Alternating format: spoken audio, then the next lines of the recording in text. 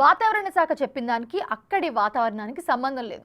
కాకినాడ జిల్లా ఉప్పాడను ఫెంగల్ తుఫాన్ కలవరపెడుతోంది. బంగాళాఖాతంలో ఏర్పడిన వాయుగుండం తుఫాన్గా మారిన నేపథ్యంలో తెల్లవారుజాము నుంచి కూడా వాతావరణం పూర్తిగా మారిపోయింది. రోజంతా ఆకాశం మేఘావృతమై వర్షపు జల్లులు పడుతూనే ఉన్నాయి. మధ్యలో 2-3 సార్లు స్వల్పంగా వర్షం కురిసింది.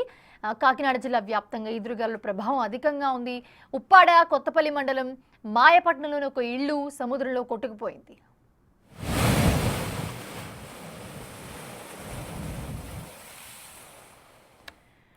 అయితే వాతావరణ శాఖ మాత్రం జిల్లాపై తుఫాన్ ప్రభావం అంతగా ఉండదని సెలవిస్తూ ఉంది. కాగా ఉప్పాడలో అందుకు భిన్నంగా వాతావరణ పరిస్థితులు ఉండడం గమనార్హం.